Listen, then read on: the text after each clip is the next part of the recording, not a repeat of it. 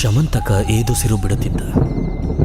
ಅದೆಷ್ಟು ದೂರದಿಂದ ಆ ದಟ್ಟ ಕಾಡಿನಲ್ಲಿ ಓಡುತ್ತಾ ಸಾಗಿದನೋ ಅವನಿಗೇ ತಿಳಿಯದು. ಹುಲ್ಲು ಗಂಟಿಗಳನ್ನು ದಾಟಿ ನಡುನಡುವೆ ಮರಗಳನ್ನು ತಪ್ಪಿಸಿ ಜಿಗಿಯುತ್ತಾ ಮುಂದೆ ಸಣ್ಣದೊಂದು ದಾರಿಯೂ ಕಾಣದ ಗೋಂಡಾರಣ್ಯದ ನಡುವೆ ನಿಂತವನಿಗೆ ತಾಳಲಾಗದ ಬಾಯಾರಿಕೆ. ಸುಮ್ಮನೆ ಉಗುಳು ನುಂಗುತ್ತಾ ಹಿಂತಿರುಗಿ ನೋಡಿದ. ತನ್ನನ್ನು ಯಾರೋ ಹಿಂಬಾಲಿಸುತ್ತಿದ್ದಾರೆ ಎಂಬ ಅನುಮಾನ ಅವನಿಗೆ. ಆ ಸಣ್ಣದೊಂದು ಅನುಮಾನವೇ ಅವನನ್ನು ದಿಕ್ಕೆಟ್ಟು ಓಡುವಂತೆ ಮಾಡಿತು. ಅವನ ಹಿಂದೆ ಯಾರೂ ಇದ್ದಂತೆ ಅನಿಸಲಿಲ್ಲ. ಒಂದಷ್ಟು ಜೇರುಂಡೆಗಳ ಜೇರುಕುಟ್ಟುವಿಕೆ, ಅಲ್ಲೊಂದು ಇಲ್ಲೊಂದು ಹಕ್ಕಿಯ ಕೂಗು, ದೂರದಲ್ಲೆಲ್ಲೋ ಗೂಗ್ ಗೂಗ್ಗೆಂದರಚುವ ಕೋತಿಗಳ ಅರಚಾಟ. ಇಷ್ಟೆಲ್ಲದರ ನಡುವೆ ಕಾಡುತ್ತಿರುವ ಅಗೋಚರ ಭಯ. ಅವನ ಕಾಲುಗಳಲ್ಲಿ ಅಸಾಧ್ಯವಾದ ನೋವು. ಓಡಿದ ಅಪರಿಮಿತ ಓಟದ ಪರಿಣಾಮವೋ ಏನು, ಮೈಯೆಲ್ಲ ಅಂಟಂಟು ಬೆವರು. ಅಸಲಿಗೆ ತಾನು ಹುಚ್ಚನಂತೆ ಹಾಗೆ ಓಡುತ್ತಿದ್ದುದು ಏಕೆ ಎನ್ನುವುದು ಅವನಿಗೆ ನೆನಪಾಗದು. ಸೊಂಟದೆತ್ತರಕ್ಕೆ ಬೆಳೆದು ನಿಂತಿದ್ದ ಹುಲ್ಲು ಗಂಟಿಗಳ ನಡುವೆಯೇ ಎಲ್ಲಿಂದಲೂ ಓಡುತ್ತಾ ಬಂದವನು ಅಚಾನಕ್ಕಾಗಿ ಎದುರಿಗೆ ಸಿಕ್ಕ ದೊಡ್ಡ ಮರಕ್ಕೆ ಅಪ್ಪಳಿಸಿ ಬಿದ್ದು ಬಿಟ್ಟನೆಂಬ ಕಾರಣಕ್ಕೆ ನಿಂತಿದ್ದು ಮಾತ್ರ ಅವನಿಗೆ ಗೊತ್ತು. ಸುಸ್ತಾದ ಕಾಲುಗಳಲ್ಲಿನ ಶಕ್ತಿಯಷ್ಟು ಬಸಿದು ಹೋಗಿತ್ತು. ತಡೆಯಲಾಗದ ಅಶಕ್ತತೆ. ಸುಸ್ತಾಗಿ ಮರದ ಕೆಳಗಿನ ಕೆಂಪನೆಯ ಮಣ್ಣಿನ ಮೇಲೆ ಅವನು ಕುಸಿದು ಕುಳಿತ. ನಡು ಮಧ್ಯಾಹ್ನದ ಕಾಡಿನ ಧಗೆ ಅವನನ್ನು ಸುಡುತ್ತಿತ್ತು. ಬಾಯಿಯಿಂದಲೇ ಅಂಗಿಯ ಒಳಗೆ ಗಾಳಿಯೂದಿಕೊಳ್ಳುತ್ತಾ ಎನ್ನುತ್ತಾ ಬಿಸಿ ಆರಿಸುವ ವಿಫಲ ಪ್ರಯತ್ನ ಮಾಡತೊಡಗಿದ. ಅವನ ಕಷ್ಟ ನೋಡಲಾಗದು ಎನ್ನುವಂತೆ ಅದೆಲ್ಲಿಂದಲೂ ಬೀಸಿ ಬಂದ ಎಳೆಯ ತಂಗಾಳಿಯ ಚಿಕ್ಕ ಅಲೆ ಅವನನ್ನು ಸವರಿಕೊಂಡು ಹೋಯಿತು. ಆಹಾ ಎನ್ನುವ ನೆಮ್ಮದಿಯ ದನಿಯೊಂದು ಅವನ ಬಾಯಿಂದ ಅಪ್ರಯತ್ನವಾಗಿ ಹೊರಹೊಮ್ಮಿತ್ತು. ಕುಳಿತಲ್ಲಿಯೇ ಬೆನ್ನ ಹಿಂದಿದ್ದ ಮರದ ಬೊಡ್ಡೆಗೆ ತಲೆಯಾನಿಸಿ ಕಣ್ಣು ಮುಚ್ಚಿದ. ಮುಚ್ಚಿದ ಕಣ್ಣುಗಳ ಹಿಂದೆ ಪಕ್ಷಿಗಳ ಚಿಲಿಪಿಲಿ, ಕೋತಿಯ ಕಿರುಚಾಟ ಎಲ್ಲವೂ ಅವನಿಗೆ ಸ್ಪಷ್ಟವಾಗಿ ಕೇಳಿಸುತ್ತಿದ್ದವು. ಕಣ್ಮುಚ್ಚಿ ಕೊಂಚ ವಿರಮಿಸಬೇಕು ಎಂದುಕೊಂಡಿದ್ದ ಶಮಂತಕನಿಗೆ ಮತ್ತೆ ಅಪಾಯದ ಮುನ್ಸೂಚನೆ. ಬೆಚ್ಚಿ ಬಿದ್ದವನೇ ಕ್ಷಣ ಮಾತ್ರದಲ್ಲಿ ಕಣ್ಣು ತೆರೆದ. ಅಷ್ಟು ಹೊತ್ತು ಚಿಲಿಪಿಲಿಗೊಡುತ್ತಿದ್ದ ಪಕ್ಷಿಗಳು, ಕಿರುಚುತ್ತಿದ್ದ ಕೋತಿಗಳು ಏಕಾಏಕಿ ಮೌನವಾಗಿ ಹೋಗಿದ್ದು ಅವನ ಬೆನ್ನ ಹುರಿಯಾಳದಲ್ಲೊಂದು ನಡುಕು ಹುಟ್ಟಿಸಿತ್ತು. ಕೊಂಚವೂ ಮಿಸುಕಾಡದಂತೆ ಕುಳಿತಿದ್ದ ಅವನ ಕಣ್ಣುಗಳು ಮಾತ್ರ ಎಡಕ್ಕೂ ಬಲಕ್ಕೂ ಹೊರಳುತ್ತಿದ್ದವು. ಕಾಡಿನ ಆ ಅಸಹನೀಯ ಮೌನವನ್ನು ಸೀಳಿಕೊಂಡು ಬರುತ್ತಿದ್ದ ಸದ್ದೊಂದು ಅವನಲ್ಲಿ ತೀವ್ರವಾದ ಉದ್ವಿಗ್ನತೆಯನ್ನು ಹುಟ್ಟುಹಾಕಿತ್ತು. ತಾನು ಓಡಿ ಬಂದ ದಿಕ್ಕಿನಿಂದಲೇ ಯಾರೋ ನಿಧಾನಕ್ಕೆ ನಡೆದುಕೊಂಡು ಬರುತ್ತಿದ್ದಾರೇನೋ ಎನ್ನುವ ಅನುಮಾನ ಅವನನ್ನು ಪುನಃ ಕಾಡತೊಡಗಿತ್ತು. ಅವನ ಅನುಮಾನವನ್ನು ಇನ್ನಷ್ಟು ಬಲಗೊಳಿಸಿದ್ದು ಕಾಡ ತುಂಬೆಲ್ಲ ಹರಡಿ ಬಿದ್ದಿದ್ದ ಮರದ ಒಣಗಿದೆಲೆಗಳ ಮೇಲೆ ಕ್ಷೀಣವಾಗಿ ಕೇಳಿಬರುತ್ತಿದ್ದ ಹೆಜ್ಜೆಗಳ ಶಬ್ದ. ಕುಳಿತಲ್ಲಿಯೇ ನಿಧಾನಕ್ಕೆ ಎದ್ದು ನಿಂತ ಶಮಂತಕ. 3 ಅಡಿ ಎತ್ತರದ ಹುಲ್ಲುಗಳ ನಡುವೆ ನಡೆಯುತ್ತಿರುವ ಜೀವಿ ತನಗೆ ಕಾಣಿಸುತ್ತಿಲ್ಲವೆಂದಾಗ ಅದು ತನ್ನಂತೆಯೇ ಮನುಷ್ಯನಲ್ಲ, ಬದಲಾಗಿ ಯಾವುದೋ ಕಾಡು ಪ್ರಾಣಿ ಇರಬೇಕೆನ್ನುವುದು ಅವನಿಗೆ ಖಚಿತವಾಗಿತ್ತು. ಪುನಃ ಓಡೋಣವೆಂದರೆ ಕಾಲುಗಳಲ್ಲೀಗ ಬಳಲಿಕೆ. ಒಂದು ಹೆಜ್ಜೆಯೂ ಮುಂದಿಡಲಾಗದ ಪರಿಸ್ಥಿತಿ. ದಿಕ್ಕು ತೋಚದಂತಾಗಿ ಮರದ ಕಾಂಡವನ್ನೇ ಅಂಟಿಕೊಂಡಂತೆ ನಿಂತುಕೊಂಡ ಶಮಂತಕನಿಗೆ ಉಸಿರಾಡುವುದು ಸಹ ಮರೆತೇ ಹೋದಂತಾಗಿತ್ತು. ಮೈಯೆಲ್ಲ ಕಿವಿಯಾಗಿಸಿ ಹೆಜ್ಜೆ ಸದ್ದುಗಳನ್ನೇ ಕೇಳುತ್ತಿದ್ದ ಅವನಿಗೆ ಹೆಜ್ಜೆಗಳ ಸದ್ದು ಒಮ್ಮೆಲೆ ಸ್ತಬ್ಧವಾದಾಗ ಮೈಯಲ್ಲೊಂದು ಚಿಕ್ಕ ಕಂಪನ. 1-2 ಕ್ಷಣಗಳ ನಂತರವೂ ಹೆಜ್ಜೆಯ ಸದ್ದು ಕೇಳದಾದಾಗ ಬಿಗಿ ಹಿಡಿದಿದ್ದ ಉಸಿರನ್ನ ಎನ್ನುತ್ತಾ ಸಡಿಲವಾಗಿಸಿದ ಶಮಂತಕ. ಅನಾವಶ್ಯಕವಾಗಿ ತಾನು ಗಾಬರಿಯಾದೆ ಎನ್ನುವ ಭಾವ ಅವನಲ್ಲೊಂದು ಮುಗುಳ್ನಗೆಯನ್ನು ಹೊಮ್ಮಿಸಿತ್ತು. ಎದುರುಗಿನ ಸಸ್ಯರಾಶಿಯನ್ನ ದಿಟ್ಟಿಸುತ್ತಾ ಒಮ್ಮೆ ಸಣ್ಣಗೆ ಮುಗುಳ್ನಕ್ಕ. ಇನ್ನೇನು ಭಯ ಕಳೆದು ನಿರಾಳವಾಗಬೇಕು ಎನ್ನುವಷ್ಟರಲ್ಲಿ ಹುಲ್ಲಿನ ತೆರೆಯಿಂದ ಸಣ್ಣಗೆ ಇಣಕಿತ್ತು ಆ ಹೆಬ್ಬುಲಿ. ಕ್ಷಣಕಾಲ ತನ್ನತ್ತ ದಿಟ್ಟಿಸಿ ಮುಂಗಾಲುಗಳನ್ನು ನಿಡಿದಾಗಿ ಗಾಳಿಯಲ್ಲಿ ಚಾಚಿ ಉಗುರುಗಳಿಂದ ತನ್ನನ್ನು ಹರಿದು ಹಾಕುವಂತೆ ಜಿಗಿದಿದ್ದ ಕಪ್ಪು ಪಟ್ಟೆಗಳ ಬಿಳಿ ಹುಲಿಯನ್ನು ಕಂಡ ಶಮಂತಕನಿಗೆ ಮೃತ್ಯುವನ್ನೇ ಕಂಡ ಅನುಭವ. ಏನೂ ಮಾಡಲಾಗದ ಅಂತಿಮ ಕ್ಷಣಗಳ ಅಸಹಾಯಕತೆಯಿಂದ ತನ್ನೆರಡೂ ಕೈಗಳನ್ನು ತನ್ನತ್ತ ಹಾರಿ ಬರುತ್ತಿದ್ದ ಹುಲಿ ಎದುರು ಗುರಾಣಿಯಂತೆ ಎತ್ತಿ ಹಿಡಿದ ಶಮಂತಕ. ಒಂದು ರಣಭೀಕರ ಗರ್ಜನೆಯೊಂದಿಗೆ ಕ್ಷಣ ಮಾತ್ರದಲ್ಲಿ ಹುಲಿ ಅವನ ಮೇಲೆರಗಿತ್ತು.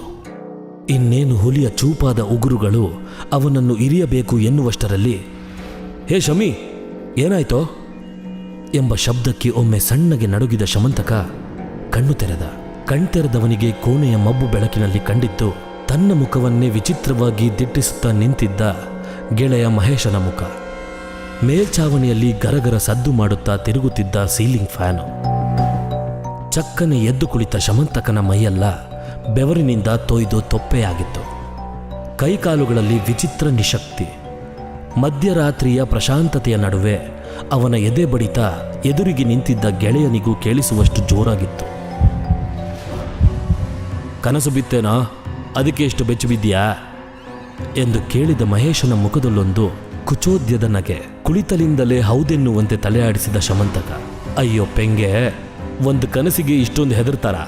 ಮಂಚದ ಮೇಲೆ ಬೋರಲಾಗಿ ಬಿತ್ಕೊಂಡು ಹೇಗೆ ನಡುಗ್ತಾ ಇದೆಯಾ ಗೊತ್ತಾ? ನಿಂದೊಳ್ಳೆ ಕತೆ ಮಾರಾಯ ಎಂದ ಮಹೇಶ ತನ್ನ ಮಂಚದ ಮೇಲೆ ಹೋಗಿ ಕುಳಿತುಕೊಂಡ. ಸರಿ ಸರಿ ಮಲ್ಕೋ, ಈಗ ಗಂಟೆ 4 ಆಗಿದೆ, ಇನ್ನೊಂದು 2 ತಾಸಿಗೆಲ್ಲ ಎದ್ದು ಡ್ಯೂಟಿಗೆ ಹೋಗ್ಬೇಕು ನಾನು ಎನ್ನುತ್ತಾ ಕಾಲ ಬಳಿ ಇದ್ದ ಚಾದರವನ್ನ ಮೈಮೇಲೆ ಎಳೆದುಕೊಂಡು ತಲೆದಿಂಬಿನಡಿ ಕೈಗಳನ್ನು ಜೋಡಿಸಿ ಮಲಗಿಬಿಟ್ಟ. ಕ್ಷಣ ಹೊತ್ತು ಮಹೇಶನತ್ತ ನೋಡಿದ ಶಮಂತಕ ಪಕ್ಕದ ಮೇಜಿನ ಮೇಲಿದ್ದ ನೀರಿನ ಬಾಟಲಿಯ ಮುಚ್ಚಳ ತೆರೆದು ಗಟಗಟನೆ ನೀರು ಕುಡಿಯಲಾರಂಭಿಸಿದ. ಒಣಗಿದ ಗಂಟಲಿಗೊಂದಷ್ಟು ನೆಮ್ಮದಿ ಸಿಕ್ಕಂತಾಯಿತು. ಬಾಟಲಿಯನ್ನು ಮೇಜಿನ ಮೇಲಿಟ್ಟು ಬಾಯಾರಿಸಿಕೊಂಡ ಶಮಂತಕನ ತಲೆಯೆಲ್ಲ ಭಾರ. ಭಂಗವಾದ ನಿದ್ರೆಯ ಪ್ರತಿಫಲವದು. ಬಿದ್ದ ಭಯಾನಕ ಕನಸಿನ ಕನವರಿಕೆಯಲ್ಲಿ ಅವನಿಗೆ ನಿದ್ರೆಯೇ ಬಾರದು. ಸುಮ್ಮನೆ ಮಂಚದ ಮೇಲೆ ಕುಳಿತುಕೊಂಡ. ಅವನ ಮನದಲ್ಲೇನೋ ಅನ್ಯಮನಸ್ಕತೆ. ಅದೆಷ್ಟು ಹೊತ್ತು ಹಾಗೆಯೇ ಕುಳಿತುಕೊಂಡಿದ್ದನೋ ಅವನಿಗೇ ತಿಳಿಯದು. ಹೇಯ್, ಸುಮ್ಮನೆ ಬಿತ್ಕೊಳ್ಳೋ ಮಾರಾಯ, ಇಲ್ಲ ಅಂದರೆ ಆ ಬೆಡ್ ಲ್ಯಾಂಪ್ ಆದರೂ ಆಫ್ ಮಾಡು. ಬೆಳಕು ಕಣ್ಣಿಗೆ ಚುಚ್ತಿದೆ, ಒಂದು ಕನಸಿಗೆ ಇಷ್ಟೊಂದು ಗಾಬರಿ ಆಗ್ತೀಯಲ್ಲ, ಒಳ್ಳೆ ಹೆಣ್ಮಕ್ಳು ಥರ ಎಂಬ ಮಹೇಶನ ಗದರಿಕೆ ಕೇಳಿ ಯಾಂತ್ರಿಕವಾಗಿ ಅವನ ಕೈಗಳು ದೀಪವಾರಿಸಿದ್ದವು. ಮಂಚದ ಮೇಲೆ ಮಲಗಿ ಕಾಲ ಬಳಿ ಇದ್ದ ಚಾದರವನ್ನು ಎದೆವರೆಗೂ ಎಳೆದುಕೊಂಡು ಅಂಗಾತ ಮಲಗಿದ್ದವನ ಕಣ್ಗಳಿಗೆ ನಿದ್ರೆಯ ಸುಳಿವಿಲ್ಲ. ಕನಸಿನಲ್ಲಿ ಕಂಡಿದ್ದ ಹುಲಿಯ ಕೆಂಗಣ್ಣು, ಅದರ ಚೂಪಾದ ಉಗುರುಗಳು, ಎದೆ ನಡಗಿಸುವ ಗರ್ಜನೆ ಎಲ್ಲವೂ ಅವನಿಗೆ ಕನಸಿನ ಹೊರಗೂ ಸ್ಪಷ್ಟ. ಗೆಳೆಯನಿಗೆ ಅದೊಂದು ಸಣ್ಣ ಕನಸು. ಯಕಶ್ಚಿತ್ ಕನಸೊಂದಕ್ಕೆ ಬೆಚ್ಚಿಬಿದ್ದ ಹೆಣ್ಣಿಗ ತಾನು ಎಂಬ ಭಾವ ಅವನದ್ದು.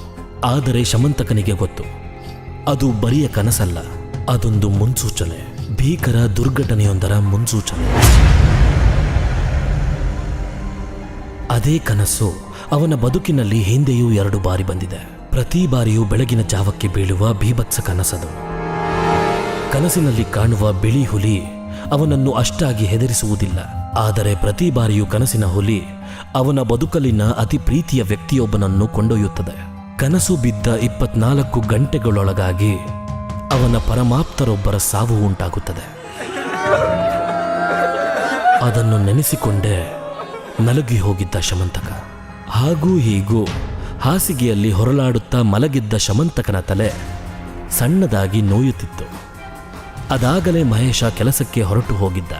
ಅಸ್ತವ್ಯಸ್ತವಾಗಿ ಮಂಚದ ತುಂಬೆಲ್ಲ ಹರಡಿಕೊಂಡು ಬಿದ್ದಿದ್ದ ಹೊದಿಕೆಯನ್ನ ಮಡಿಚಿಟ್ಟು ಬಚ್ಚಲಿಗೆ ತೆರಳಿದ್ದ ಶಮಂತಕನ ಕಣ್ಣೆಲ್ಲ ಕೆಂಪಾಗಿದ್ದವು. ಅಲ್ಲಿನ ಶೆಲ್ಫ್ನ ಮೇಲಿದ್ದ ಟೂತ್ ಬ್ರಷ್ಗೊಂದಿಷ್ಟು ಪೇಸ್ಟ್ ಹಚ್ಚಿ ಹಲ್ಲುಜ್ಜಲಾರಂಭಿಸಿದವನ ಮನಸ್ಸು ಬಾಲ್ಯದೆಡೆಗೆ ಹೊರಳಿತ್ತು. ಶಮಂತಕ ಮೊದಲ ಬಾರಿ ಬಿಳಿ ಹುಲಿಯನ್ನ ನೋಡಿದ್ದು ತನ್ನ 12ನೆಯ ವಯಸ್ಸಿನಲ್ಲಿ. 5ನೆಯ ತರಗತಿಯಲ್ಲಿ ಫಸ್ಟ್ ಕ್ಲಾಸಿನಲ್ಲಿ ಪಾಸಾದರೆ ಮೈಸೂರು ಪ್ರವಾಸಕ್ಕೆ ಕರೆದುಕೊಂಡು ಹೋಗುವುದಾಗಿ ಚಿಕ್ಕಪ್ಪ ಹೇಳಿದ್ದು ಅವನಿಗೆ ನೆನಪಿತ್ತು. ಶಮಂತಕ ಕೇವಲ ಮೊದಲ ದರ್ಜೆಯಲ್ಲಿ ಪಾಸಾಗದೆ ತರಗತಿಗೂ ಮೊದಲ ಸ್ಥಾನ ಗಳಿಸಿಕೊಂಡಾಗ ಚಿಕ್ಕಪ್ಪ ತಮ್ಮ ಮಾತು ಉಳಿಸಿಕೊಂಡಿದ್ದರು. ಅಂದು ಶಮಂತಕನಿಗೆ ಖುಷಿಯೋ ಖುಷಿ. ಅವನ ಬದುಕಿನ ಮೊದಲ ದೊಡ್ಡ ಪ್ರವಾಸವದು. ಒಂದು ರಾತ್ರಿಯ ಪ್ರಯಾಣ ಕಳೆದು ಮೈಸೂರಿಗೆ ಬಂದಿಳಿದಾಗ ಸಾಕ್ಷಾತ್ ಸ್ವರ್ಗ ಕಂಡ ಅನುಭವ. ಚಾಮುಂಡಿ ಬೆಟ್ಟ, ಅರಮನೆಗಳನ್ನು ಕಂಡು ಬೆರಗಾಗಿದ್ದ ಶಮಂತಕನ ಸಂತಸ ಇಮ್ಮುಡಿಯಾಗಿದ್ದು ಮೃಗಾಲಯವನ್ನು ಹೊಕ್ಕಾಗ. ತನ್ನೂರಿನ ಸಣ್ಣ ಮೃಗಾಲಯದಲ್ಲಿಯೇ ಚಿರತೆ, ಮೊಸಳೆ, ಜಿಂಕೆಗಳಂತಹ ಪ್ರಾಣಿಗಳನ್ನು ಅವನು ನೋಡಿದ್ದನಾದರೂ ಸಿಂಹ, ಹುಲಿಗಳಂತಹ ವನ್ಯಜೀವಿಗಳನ್ನು ಅವನು ಕಂಡಿರಲಿಲ್ಲ. ಅವನಿಗೆ ತುಂಬ ಆಸಕ್ತಿ ಇದ್ದಿದ್ದು ಬಿಳಿ ಹುಲಿಗಳ ಬಗ್ಗೆ. ಬಿಳಿ ಹುಲಿ ಎನ್ನುವುದು ಅಸ್ತಿತ್ವದಲ್ಲೇ ಇಲ್ಲ, ಗೆಳೆಯರು ಸುಳ್ಳು ಹೇಳುತ್ತಾರೆ ಎನ್ನುವುದು ಅವನ ತರ್ಕ. ಆದರೆ ಮೈಸೂರು ಮೃಗಾಲಯದಲ್ಲಿ ನಿಜಕ್ಕೂ ಬಿಳಿ ಹುಲಿ ಇದೆ ಎಂಬುದಾಗಿ ಚಿಕ್ಕಪ್ಪ ತಿಳಿಸಿದಾಗ ಅವನಲ್ಲೊಂದು ಪುಳಕ. ಗಡಿಬಿಡಿಯಲ್ಲಿ ಉಳಿದೆಲ್ಲ ಕಾಡು ಮೃಗಗಳನ್ನು ನೋಡಿದ್ದ ಶಮಂತಕ ದೂರದಿಂದಲೇ ಬಿಳಿ ಹುಲಿಯನ್ನು ಕಂಡಾಗ ರೋಮಾಂಚನಗೊಂಡಿದ್ದ. ಗಟ್ಟಿಯಾದ ಸರಳುಗಳಿಂದ ನಿರ್ಮಿತ ಸುತ್ತ ತಂತಿಯ ಜಾಲರಿಯನ್ನು ಸುತ್ತಿದ್ದ ಬೋನಿನಲ್ಲಿ ಸುಮ್ಮನೆ ಕುಳಿತಿತ್ತು ಬಿಳಿ ಹುಲಿ. ಬೋನಿನ ಸುತ್ತಲೂ ನಿಂತಿದ್ದ 10 ಜನ ಕುತೂಹಲದಿಂದ ಅದನ್ನೇ ನೋಡುತ್ತಿದ್ದರೆ ಹುಲಿಗೆ ಮಾತ್ರ ಜನರೆಡೆಗೆ ದಿವ್ಯ ನಿರ್ಲಕ್ಷ್ಯ. ಜನರನ್ನು ಸ್ವಲ್ಪ ಸ್ವಲ್ಪವೇ ತಳ್ಳಿ ಮುಂದೆ ಬಂದು ನಿಂತ ಶಮಂತಕ, ಅಲ್ನೋಡ್ರಿ ಕಾಕಾ, ಬಿಳಿ ಹುಲಿ ಹೆಂಗ್ ಕುಂತೈತೆ ಅಂತ ಎಂದು ಉದ್ವಿಗ್ನನಾಗಿ ಸಣ್ಣಗೆ ಕಿರಿಚುವಷ್ಟರಲ್ಲಿ ವಿಚಿತ್ರವೊಂದು ನಡೆದೇ ಹೋಗಿತ್ತು. ಅಲ್ಲಿಯವರೆಗೆ ಸುಮ್ಮನೆ ಕೂತಿದ್ದ ಹುಲಿ ಶಮಂತಕನ ದನಿ ಕೇಳುತ್ತಲೇ ಒಮ್ಮೆ ದೊಡ್ಡದಾಗಿ ಗರ್ಜಿಸಿತ್ತು. ಏನಾಯಿತೆಂದು ಶಮಂತಕ ನೋಡುವಷ್ಟರಲ್ಲಿ ಬೋನಿನ ಮತ್ತೊಂದು ತುದಿಯಲ್ಲಿದ್ದ ಹುಲಿ ವೇಗವಾಗಿ ಅವನತ್ತಲೇ ಓಡಿ ಬಂದು ಒಮ್ಮೆ ಜೋರಾಗಿ ಬೋನಿನ ಮೇಲೆ ನೆಗೆದು ಅವನನ್ನು ಕೆಂಗಣಿನಿಂದ ಕೆಕ್ಕರಿಸಿತ್ತು. ಅದು ತನ್ನತ್ತ ನೆಗೆದು ಗರ್ಜಿಸಿದ ರೀತಿಗೆ ಗಾಬರಿಯಾದ ಶಮಂತಕ ಧೊಪ್ಪೆಂದು ನೆಲಕ್ಕೆ ಬಿದ್ದು ಬಿಟ್ಟ. ನೆರೆದಿದ್ದ ಜನಸ್ತೋಮಕ್ಕೂ ಹುಲಿಯ ಅನೂಹ್ಯ ವರ್ತನೆ ಅರ್ಥವಾಗದಂತಾಗಿತ್ತು. ನೆಲಕ್ಕೆ ಬಿದ್ದು ಮೈತುಂಬ ಧೂಳಂಟಿಸಿಕೊಂಡು ಅಳುತ್ತಿದ್ದ ಶಮಂತಕನನ್ನು ಎತ್ತಿ ನೀರು ಕುಡಿಸಿದ ಚಿಕ್ಕಪ್ಪ ಅವನನ್ನು ಹುಲಿಯ ಬೋನಿನಿಂದ ದೂರ ಕರೆದೊಯ್ದರು. ಅವರು ನಿಧಾನವಾಗಿ ನಡೆಯುತ್ತಾ ದೂರವಾಗುತ್ತಿದ್ದ ಅಷ್ಟೂ ಹೊತ್ತು ಶಮಂತಕನತ್ತಲೇ ನೋಡುತ್ತಾ ಭೀಕರವಾಗಿ ಗರ್ಜಿಸುತ್ತಿತ್ತು ಹುಲಿ. ಮೃಗಾಲಯದಿಂದ ಹೊರಬಂದ. ತುಂಬ ಹೊತ್ತಿನವರೆಗೂ ಬಿಕ್ಕುತ್ತಿದ್ದ ಶಮಂತಕನನ್ನು ಸುಧಾರಿಸುವಷ್ಟರಲ್ಲಿ ಚಿಕ್ಕಪ್ಪನಿಗೆ ಸಾಕಾಗಿ ಹೋಗಿತ್ತು. ಸಂಜೆಯವರೆಗೂ ಮೈಸೂರಿನ ಪೇಟೆ ಸುತ್ತಾಡಿ ಐಸ್ ಕ್ರೀಂ ತಿಂದು ಜ್ಯೂಸ್ ಕುಡಿದು ಕಾಲಹರಣ ಮಾಡಿ ಸಂಜೆಯ ಹೊತ್ತಿಗೆ ಊಟದ ಶಾಸ್ತ್ರ ಮುಗಿಸಿ ಬಸ್ ಹತ್ತಿದ ಇಬ್ಬರಿಗೂ ತೀರದ ದಣಿವು. ಬಸ್ ಹತ್ತಿದ ಕೆಲವೇ ಕ್ಷಣಗಳಿಗೆ ಚಿಕ್ಕಪ್ಪ ಗೊರಕೆ ಹೊಡೆಯಲಾರಂಭಿಸಿದರೆ ಶಮಂತಕನಿಗೆ ನಿದ್ರೆ ಇಲ್ಲ. ಕಣ್ಮುಚ್ಚಿದರೆ ಕಣ್ಮುಂದೆ ಬಿಳಿ ಹುಲಿಯ ನರ್ತನ. ಬಸ್ಸಿನ ಕಿಟಕಿಯ ಮೇಲೆ ಹುಲಿ ಎಗರಿದಂತೆ ಭಾಸವಾಗುತ್ತಿತ್ತು. ಮೈಸೂರಿನ ಹೊರವಲಯಕ್ಕೆ ಬರುತ್ತಿದ್ದಂತೆ ಬಸ್ಸಿನ ಚಾಲಕ ಬಸ್ಸಿನ ದೀಪವಾರಿಸಿದಾಗಲಂತೂ ಅಳುವೆ ಬಂದಂತಾಗಿತ್ತು ಅವನಿಗೆ. ಸೀಟಿನಲ್ಲಿಯೇ ಹೊರಳುತ್ತಾ ಅಸೌಖ್ಯದಿಂದ ಕುಳಿತವನಿಗೆ ಅದೆಷ್ಟು ಹೊತ್ತಿಗೆ ನಿದ್ರೆ ಹತ್ತಿತ್ತೋ ತಿಳಿಯದು. ಅದೇ ರಾತ್ರಿ ಮೊದಲ ಬಾರಿಗೆ ಅವನ ಕನಸಿನಲ್ಲಿ ಬಿಳಿಯ ಹುಲಿ ಬಂದಿತ್ತು. ಕಾಡಿನಲ್ಲಿ ಅಸಹಾಯಕನಾಗಿ ನಿಂತಿದ್ದವನ ಮೇಲೆ ವಿಕಾರವಾಗಿ ಬಾಯಿ ತೆರೆದು ಜಿಗಿದಿತ್ತು. ಹುಲಿ ಹುಲಿ ಎಂದು ಬಸ್ಸಿನಲ್ಲಿ ಮಲಗಿದ್ದವರಿಗೆಲ್ಲ ಎಚ್ಚರವಾಗುವಂತೆ ಕಿರಿಚಿಕೊಂಡ ಶಮಂತಕನ ಬೆನ್ನನ್ನು ಹಿತವಾಗಿ ಸವರುತ್ತಾ ಸಮಾಧಾನ ಮಾಡಿದರು ಚಿಕ್ಕಪ್ಪ. ಹಾಗೆ ಮೊದಲ ಬಾರಿಗೆ ಅವನಿಗೆ ಬಿಳಿ ಹುಲಿಯ ಕನಸು ಬಿದ್ದಾಗಲೂ ಸಮಯ ಬೆಳಗಿನ ಜಾವದ 4 ಗಂಟೆ. ಬಸ್ಸಿನಲ್ಲಿ ಸಮಾಧಾನ ಮಾಡಿದ ಚಿಕ್ಕಪ್ಪ ಬಸ್ಸಿನಿಂದಿಳಿದು ಮನೆಯತ್ತ ಸಾಗುವಾಗ, ಒಂದು ಕನಸಿಗೆ ಅಂಜುತ್ತಾರೆನ್ಲೇ ಮಂಗ್ಯ, ಏನೂ ಆಗಂಗಿಲ್ಲ ಬಿಡು ಎಂದೆನ್ನುತ್ತಾ ದಾರಿಯುದ್ದಕ್ಕೂ ದೊಡ್ಡ ಅಂಜುಬುರುಕದೀನಿ ಎಂದು ಕಾಲೆಳೆದಿದ್ದರು. ಹಾಗೆ ಏನೂ ಆಗಂಗಿಲ್ಲ ಎಂದು ಧೈರ್ಯ ತುಂಬಿದ ಚಿಕ್ಕಪ್ಪ ಅದೇ ದಿನ ಸಂಜೆ ಊರ ಹೊರಗಿನ ಕೊಳಕು ಬಾವಿಗೆ ಬಿದ್ದು ಆತ್ಮಹತ್ಯೆ ಮಾಡಿಕೊಂಡಿದ್ದರು. ಏನೇ ಹರಸಾಹಸ ಪಟ್ಟರೂ ಅವರ ಆತ್ಮಹತ್ಯೆಗೆ ನಿಜವಾದ ಕಾರಣ ತಿಳಿಯಲಾಗಲೇ ಇಲ್ಲ. ಹಲ್ಲುಜ್ಜಿ ಸ್ನಾನ ಮಾಡುತ್ತಿದ್ದ ಶಮಂತಕನಿಗೆ ನೆತ್ತಿಯ ಮೇಲೆ ಬಿಸಿ ನೀರು ಬಿದ್ದು ಕಣ್ಣು ಮುಚ್ಚಿದಾಗಲೆಲ್ಲ ಕಾಣುತ್ತಿದ್ದಿದ್ದು ಚಿಕ್ಕಪ್ಪನ ವಿಕಾರವಾದ ಶವ. ಅದೇಕೋ ಏನೋ ಚಿಕ್ಕಪ್ಪ ಸತ್ತ ದಿನದಂದೇ ಅವರ ಸಾವಿಗೂ ತನ್ನ ಕನಸಿನ ಹುಲಿಗೂ ಅಲೌಕಿಕ ಸಂಬಂಧವಿದೆ ಎಂದೆನಿಸಿಬಿಟ್ಟಿತ್ತು ಅವನಿಗೆ. ಎದೆಯ ಗೂಡು ಹೊಟ್ಟೆಗಳಲ್ಲಿ ನೀರು ತುಂಬಿ ಊದಿಕೊಂಡಿದ್ದ ಚಿಕ್ಕಪ್ಪನ ಶವದ ಬಾಯಿ ತೆರೆದು ಹೋಗಿ ಹಲ್ಲುಗಳು ಕರಾಳವಾಗಿ ಚಾಚಿಕೊಂಡದ್ದು ನೆನಪಾಗಿ ಮತ್ತೊಮ್ಮೆ ಬೆಚ್ಚಿಬಿದ್ದ ಶಮಂತಕ ಗಡಿಬಿಡಿಯಲ್ಲಿ ಸ್ನಾನ ಮುಗಿಸಿ ದೇವರ ಚಿತ್ರದೆದುರು ತುಪ್ಪದ ದೀಪವನ್ನು ಬೆಳಗಿದ. ಅವನಿಗೆ ದೇವರಲ್ಲಿ ವಿಶೇಷವಾದ ಭಕ್ತಿಯೇನಿಲ್ಲ. ದೇವರ ಮುಂದೆ ಸಣ್ಣದೊಂದು ಊದಕಡ್ಡಿಯನ್ನು ಬೆಳಗಿ ಅದ್ಯಾವ ಕಾಲವಾಗಿತ್ತೋ, ಆದರೆ ಇಂದು ಅವನಿಗೇನೋ ಅವ್ಯಕ್ತ ಭಯ. ಖಂಡಿತವಾಗಿಯೂ ಅಶುಭ ವಾರ್ತೆಯೊಂದು ತನ್ನ ಕಿವಿಗೆ ಬೀಳಲಿದೆ ಎಂಬ ನಂಬಿಕೆ ಅವನದ್ದು. ಅಂಥದೊಂದು ಕೆಟ್ಟ ಸುದ್ದಿಯನ್ನು ದೇವರಾದರೂ ತಪ್ಪಿಸಲಿ ಎನ್ನುವ ಕಾರಣಕ್ಕೆ ಕೊಂಚ ಅಪನಂಬಿಕೆಯಿಂದಲೇ ದೀಪ ಹಚ್ಚಿದ್ದ. ದೇವರೆದುರು ಕೈಮುಗಿದು ಕಾಪಾಡಪ್ಪ ದೇವರೇ ಎಂದು ಬೇಡಿಕೊಳ್ಳುವಾಗ ತಾನೊಬ್ಬ ಶುದ್ಧ ಆಷಾಢಭೂತಿ ಎಂದೆನಿಸಿತ್ತು.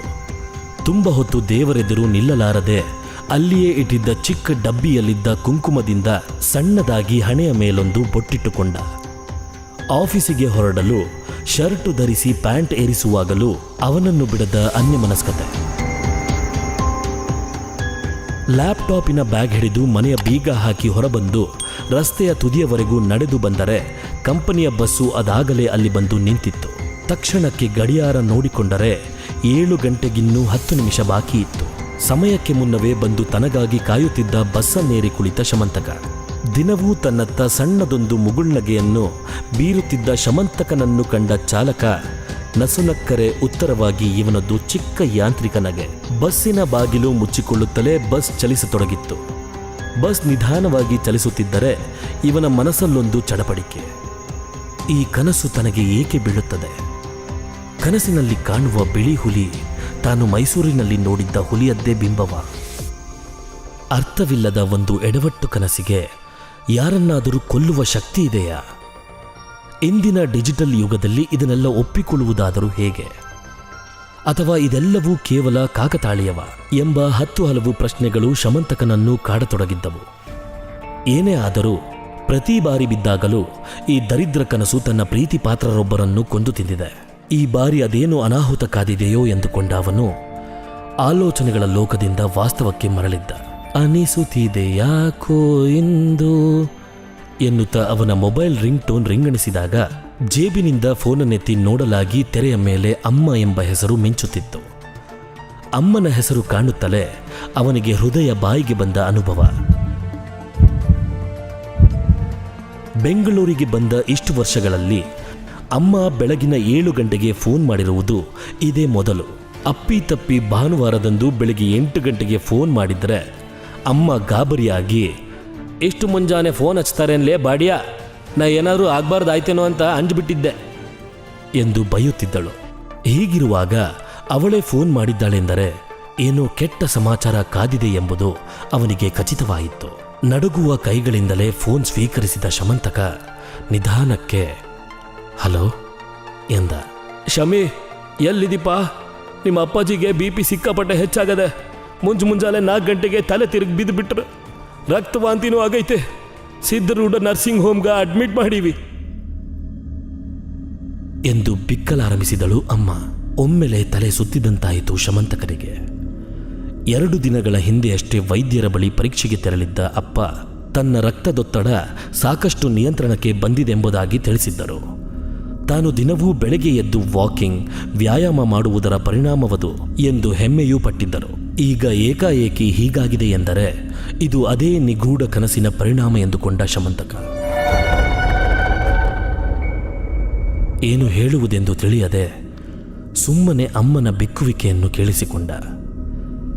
ಶಮಿ, ನೀ ಹೆಂಗಾರ ಮಾಡಿ ಬಂದು ಬಿಡು. ಇಲ್ಲಿ ಹೆಲ್ಪ್ ಮಾಡಕ ಆಜುಬಾಜು ಮನೆಯವರು ಅದರ ಖರೆ, ಆದರೂ ನೀ ಇದ್ದಂಗೆ ಆಗಂಗಿಲ್ಲ ಎಂಬ ಅಮ್ಮನ ಮಾತುಗಳಿಗೆ ಏನೆನ್ನುವುದು ತಿಳಿಯದಾಯಿತು. ಅಮ್ಮನ ಮಾತುಗಳಲ್ಲಿಯೂ ಸತ್ಯವಿತ್ತು. ಹುಬ್ಬಳ್ಳಿಯಲ್ಲಿ ಇದ್ದಿದ್ದು ಅಪ್ಪ ಅಮ್ಮ ಇಬ್ಬರೇ. ಇದ್ದೊಬ್ಬ ಚಿಕ್ಕಪ್ಪ ಯಾವತ್ತಿಗೋ ತೀರಿಕೊಂಡಿದ್ದ. ಅಮ್ಮನಿಗೆ ಗಾಬರಿಯಾಗುವುದು ಸಹಜವೇ. ನೀ ಏನು ಅಂಜಬೇಡ, ನಾ ಕೂಡಲೇ ಹುಬ್ಳಿ ಬಸ್ ಹತ್ತೀನಿ ಎಂದು ಸಮಾಧಾನ ಮಾಡಿದ ಶಮಂತಕ. ರಾಜು, ಸ್ವಲ್ಪ ಡೋರ್ ಓಪನ್ ಮಾಡಪ್ಪ, ನಾನು ಇಲ್ಲೇ ಇಳ್ಕೊಂಡು ವಾಪಸ್ ಹೋಗ್ತೀನಿ, ಸ್ವಲ್ಪ ಎಮರ್ಜೆನ್ಸಿ ಇದೆ ಎಂದ. ಪ್ರಶ್ನಾರ್ಥಕವಾಗಿ ಅವನನ್ನೇ ನೋಡಿದ ಬಸ್ಸಿನ ಚಾಲಕ ರಾಜು ಬಸ್ಸಿನ ಬಾಗಿಲನ್ನು ತೆರೆಯುವ ಗುಂಡಿ ಒತ್ತಿದ. ನಿಧಾನವಾಗಿ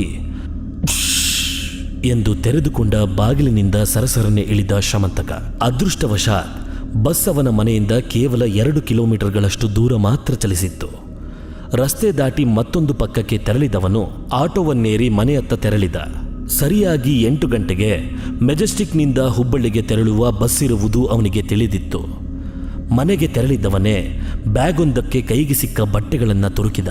ಬ್ರಷು, ಸೋಪುಗಳನ್ನು ಊರಿನಲ್ಲೇ ಕೊಂಡರಾಯಿತು ಎಂದು ಯೋಚಿಸಿದವನೇ ಬೀಗ ಜಡಿದು ಓಡಬೇಕೆನ್ನುವಷ್ಟರಲ್ಲಿ ಪರ್ಸಿನಲ್ಲಿ ಸಾಕಷ್ಟು ದುಡ್ಡಿಲ್ಲವೆನ್ನುವುದು ನೆನಪಾಯಿತು. ಪಟಪಟನೆ ನಡೆಯುತ್ತಾ ಬೀದಿಯ ತುದಿಯಲ್ಲಿದ್ದ ATMನಿಂದ 10 ಸಾವಿರಗಳಷ್ಟು ಹಣ ತೆಗೆದಿರಿಸಿಕೊಂಡು ಪುನಃ ರಿಕ್ಷಾವನ್ನೇರಿ ಮೆಜೆಸ್ಟಿಕ್ನತ್ತ ಪಯಣಿಸಿದ. ರಿಕ್ಷಾದಲ್ಲಿ ಕುಳಿತು ತನ್ನ ಮೇಲಧಿಕಾರಿಗೆ ಫೋನ್ ಮಾಡಿ ಪರಿಸ್ಥಿತಿಯನ್ನು ಅರುಹಿದ. ಶಮಂತಕನ ಪರಿಸ್ಥಿತಿಗೆ ಸ್ಪಂದಿಸಿದ ಅವನ ಅಧಿಕಾರಿ, ಕಾರು ಮಾಡಿಸಿಕೊಂಡು ಹೋಗುವುದಲ್ವ ಶಮಿ ಎಂದು ಸಲಹೆ ಕೊಟ್ಟರು. ಅವರ ಸಲಹೆ ಸಮಂಜಸವಾಗಿತ್ತಾದರೂ ಬಾಡಿಗೆ ಕಾರು ಹೊಂದಿಸುವಷ್ಟರಲ್ಲಿ ಕನಿಷ್ಠ 1-2 ಗಂಟೆಗಳಷ್ಟಾದರೂ ಸಮಯ ಬೇಕು. ಅಲ್ಲಿಯವರೆಗೆ ತನ್ನ ಚಡಪಡಿಕೆ ನಿಲ್ಲದು ಎಂದೆನಿಸಿ ಸುಮ್ಮನಾದ. ತುಂಬಾ ಟ್ರಾಫಿಕ್ ಇರದ ಕಾರಣ ಅರ್ಧ ಗಂಟೆಗೆಲ್ಲ ಮೆಜೆಸ್ಟಿಕ್ ತಲುಪಿದ. ತರಾತುರಿಯಲ್ಲಿ ಆಟೋದವನ ಕೈಗೆ ಹಣ ತುರುಕಿ ಬಸ್ ನಿಲ್ದಾಣ ಕೂಡಿದ ಶಮಂತಕನಿಗೆ ಹುಬ್ಬಳ್ಳಿಯ ಬಸ್ಸು ಕಂಡಾಗ ದೊಡ್ಡ ಸಮಾಧಾನ. ಯಾವುದೇ ಹಬ್ಬ ಹರಿದಿನ ರಜೆಗಳ ಸಮಯವಲ್ಲದರಿಂದ ಬಸ್ಸು ಸಾಕಷ್ಟು ಖಾಲಿಯೇ ಇತ್ತು. ಮೇಲಿದ್ದ ಲಗೇಜು ಖಾನೆಗೆ ತನ್ನ ಕೈಲಿದ್ದ ಬ್ಯಾಗು ತೋರಿಸಿ ಕಿಟಕಿಯ ಪಕ್ಕ ಆರಾಮದಾಯಕ ಸೀಟಿನಲ್ಲಿ ಕುಳಿತ ಶಮಂತಕನ ಮೈಯೆಲ್ಲ ಬೆವತು ಹೋಗಿತ್ತು. ಅದನ್ನು ಹೆಚ್ಚಾಗಿ ಲಕ್ಷಿಸದೆ ಕಿಸೆಯಿಂದ ಫೋನ್ ಎತ್ತಿಕೊಂಡು ಅಮ್ಮನಿಗೆ ಡಯಲ್ ಮಾಡಿದ್ದ. ಹಲೋ ಎಂಬ ಅಮ್ಮನ ಧ್ವನಿ ಕೇಳುತ್ತಲೇ, ಅವ್ವ ನಾ ಹುಬ್ಳಿ ಬಸ್ ಹತ್ತೀನಿ, ಏನು ಅಂಜಾಕ್ ಹೋಗ್ಬೇಡ, ನಾ ಸಂಜೆಗೆ ಬಂದು ಮುಡ್ತೀನಿ, ಎಲ್ಲಿದ್ದೀರಿ ಈಗ ಎಂದು ಪ್ರಶ್ನಿಸಿದ. ಇಲ್ಲೇ ಹಾಸ್ಪಿಟಲ್ ಆಗಿದ್ದೀವಿ, ಒಂದು ಇಂಜೆಕ್ಷನ್ ಕೊಟ್ಟಾರ, ಆದರೂ ಅಪ್ಪಾಜಿ ಏನು ಮಾತಾಡವಲ್ರು, ಈಗೇನು ಹೇಳಕ್ಕಾಗಂಗಿಲ್ಲ ಅಂದಾರ ಡಾಕ್ಟ್ರು ಎನ್ನುವಷ್ಟರಲ್ಲಿ ಅಮ್ಮನ ಧ್ವನಿ ಗದ್ಗದ. ಕರಳು ಕಿವುಚಿದಂತಾದರೂ ಏನೂ ಆಗಂಗಿಲ್ಲ ಹೇಳು ಅವ್ವ, ನಾ ಬಂದು ಮುಡ್ತೀನಿ, ಅವಾಗವಾಗ ಫೋನ್ ಮಾಡ್ತಿರೋ ಎಂದವನು ಫೋನ್ ಇಡುವಷ್ಟರಲ್ಲಿ ಸೀಟಿನ ಪಕ್ಕಕ್ಕೆ ನಿಂತಿದ್ದ ನಿರ್ವಾಹಕ ಟಿಕೆಟ್ ಸಾರ್ ಎಂದು ಕೇಳಿದ. ಹುಬ್ಬಳ್ಳಿ 1 ಎನ್ನುತ್ತಾ 500ರ 2 ನೋಟುಗಳನ್ನು ನಿರ್ವಾಹಕನ ಕೈಗಿಟ್ಟ ಶಮಂತಕ, ಎಷ್ಟೊತ್ತಿಗೆ ಹೋಗಿರಿ ಸಾರ್ ಎಂದು ಕೇಳಿದ. ಅಪ್ಪನ ಚಿಂತೆಯಲ್ಲಿದ್ದ ತಾನು ತನ್ನ ಗರಿವಿಲ್ಲದಂತೆ ಬಯಲುಸೀಮೆಯ ಕನ್ನಡ ಮಾತನಾಡಿದ್ದು ಅವನ ಗಮನಕ್ಕೆ ಬಂದಿತ್ತು. ನಿರ್ವಾಹಕನಿಗೆ ತಾನು ಹೇಳಿದ್ದು ಅರ್ಥವಾಯಿತೋ ಇಲ್ಲವೋ ಎಂದೆನ್ನುಕೊಳ್ಳುವಷ್ಟರಲ್ಲಿ ನಸುನಕ್ಕ ನಿರ್ವಾಹಕ, ಈಗ ಹೊರಡದೆ ಸರ, ಟೈಮ್ ಆತು ಎಂದವನೇ ರೈಟ್ ರೈಟ್ ಎಂದ. ಅದಾಗಲೇ ತನ್ನ ಸೀಟಿನಲ್ಲಿ ಕುಳಿತಿದ್ದ ಚಾಲಕ ಬಸ್ಸನ್ನು ಆರಂಭಿಸುತ್ತಲೇ ಒಮ್ಮೆ ಜೋರಾಗಿ ಒದರಿದ ಬಸ್ಸು ನಿಧಾನವಾಗಿ ನಿಲ್ದಾಣದಿಂದ ಚಲಿಸಲಾರಂಭಿಸಿತು. ನಿಲ್ದಾಣವನ್ನು ದಾಟಿದ ಬಸ್ಸು ತುಮಕೂರಿನ ಮಾರ್ಗವಾಗಿ ತೆರಳಲಾರಂಭಿಸಿದರೆ ಶಮಂತಕನ ತಲೆ ಎನ್ನುವುದು ಯೋಚನೆಗಳ ಸಾಗರ. ಇಂಜಿನಿಯರಿಂಗ್ ಮುಗಿಸಿ ಕ್ಯಾಂಪಸ್ ಆಯ್ಕೆಯಡಿ ಒಂದು ಒಳ್ಳೆಯ ಕೆಲಸ ಅವನಿಗೆ ಸಿಕ್ಕಿತ್ತು.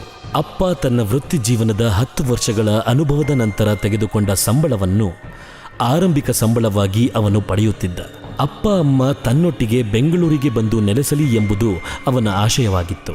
ಆದರೆ ಅದೆಷ್ಟೇ ಅಂಗಲಾಚಿದರೂ ಅವನ ಹೆತ್ತವರು ಬೆಂಗಳೂರಿಗೆ ಬಂದು ಅವನೊಟ್ಟಿಗಿರಲು ಸುತಾರಾಮ್ ಒಪ್ಪಲಿಲ್ಲ.